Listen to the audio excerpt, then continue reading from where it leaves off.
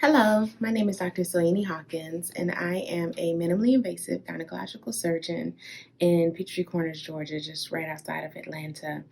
And I treat women with endometriosis as well as other pelvic pain conditions and dysfunctions of menstruation and things that cause it, like fibroids and polyps and so forth. And I am an endo warrior. So I think that women of color should know that endometriosis sees no color. Okay, endometriosis sees no culture or ethnicity. It's not specific just to one type of woman. It's not specific to one type of sexuality of a woman. Endometriosis doesn't discriminate. So when we look at textbooks and sometimes when we talk to physicians about our pelvic pain and discomforts, endometriosis doesn't pop to their mind automatically because we don't look like a textbook definition of what endometriosis is. Women of color should know that we too have pain. We too could be endometriosis sufferers as well as endometriosis survivors and endometriosis warriors. So the best treatment for endometriosis really depends on the woman. It depends on her symptoms and it depends on her goals. What is she looking to seek? Is it fertility? Is she looking just to seek relief of her pain? Is her anatomy distorted? Is something wrong with her fallopian tubes or her ovaries? Does she have adhesive disease? So the treatment can vary anywhere from medication all the way to surgical intervention, and surgery being excisional surgery. In my practice, do what's called excisional surgery for endometriosis, where I actually cut out and remove the lesions, which I think works best for patients and has been highly studied to actually get rid of it. It's like cutting out cancer, right? But again, not everybody needs surgery, nor is everybody a great candidate for surgery. So it really depends on the patient. So the regular OBGYN doctor that might see the patient first, or even a family medicine doctor or primary care doctor that might see the patient first. Wherever those complaints are coming in from the physicians, we owe it to our patients to treat them as individuals, right?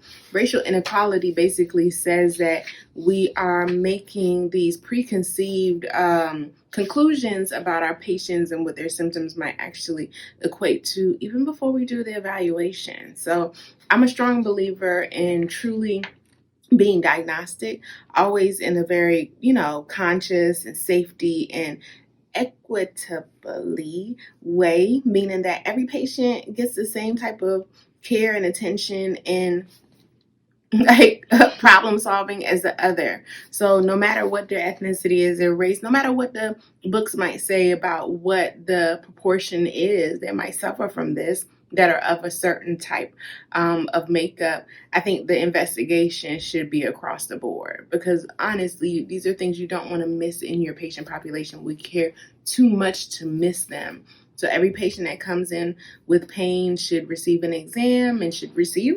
a diagnostic ultrasound. It's a simple, easy test. Most of doctors have it in their office or can easily send their patients out for it, just to make sure, one, we're ruling out other things, but also not forgetting to rule in what might be there and causing a problem.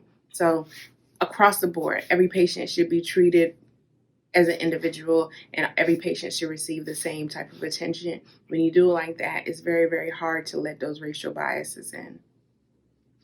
So the standard textbook, let's start over there. What does the standard textbook look?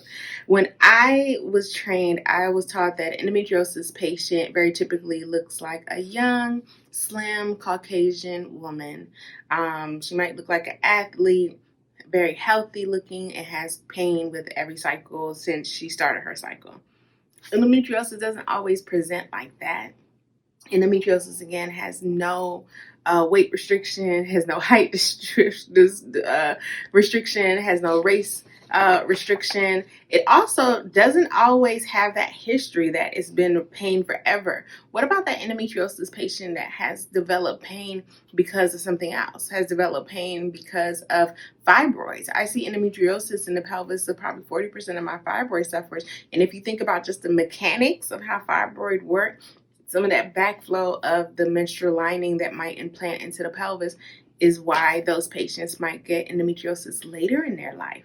So endometriosis doesn't always fit those check marks, and certainly could fit one and not another. There could be a patient that has pain just with their intercourse, or a patient that has non-menstrual pelvic pain from the jump and never just suffered from pain with their cycle. So it's not always the textbook definition. We have to kind of think out of the box when it comes to diagnosing a lot of these women. So my diagnosis was happenstance, just like I was describing that fibroid patient that finds out they have endometriosis when they have surgery. That was my story. So I actually don't think I had endometriosis as a young woman. I was diagnosed surgically, never went to the doctor complaining of pain that I thought was specific to endometriosis, never Googled about it. I had fibroids, and when I got discovered that I had fibroids, I was late for diagnosis of that as well. My fibroids were already almost 18 centimeters by the time I was diagnosed. I had no idea they were there. I'd also been on birth control pretty much most of my life to control my cycle, and control it in a way that it just didn't inhibit my schooling. It didn't slow down my day. It didn't slow down my month. So I may have been covering it up or in a sense, my fibroids and my endometriosis. But once the heavy bleeding started and the pain started, again, because that endometriosis was something so palpable, something you could easily see on the ultrasound, and endometriosis wasn't, we all turned our attention towards the fibroids, and it was a red herring. It was completely missed, my endo. And surgically, by the time I had surgery and had to have a open abdominal myomectomy, that I was found to have stage 4 endometriosis. Thank God my doctor was able to clean me up really well. He was able to get out as much endometriosis as he possibly could. And granted, I did get my surgery done at an endometriosis center of excellence. And that is also where I did my training. After I had my surgery and graduated, I went back to him and asked him to teach me everything he knew, because from that surgery, not only do I have a normal uterus, 10 years later, my fibroids haven't grown back. My pain from my endometriosis never came back. I also stayed on top of it and suppressed my cycle for the rest of the time after that. And I also had 2 lovely baby boys. So I was able to achieve pregnancy shortly thereafter as well. So my journey in that typical, did I go to a lot of doctors? Did I research? Did I know I had endo before somebody else told me? Was I misdiagnosed? I was missed in the diagnosis because I was diagnosed late. However, I wouldn't say that I actually even gave anyone an opportunity to find endometriosis. Now, I feel a little differently about my fibroids. They were big. Someone should have felt them before they got to that size. But nevertheless, in timing, I think everything worked out because I got the treatment that I needed from the doctor that I needed, and it worked out in my favor to accomplish the goals that I wanted for my health and my fertility.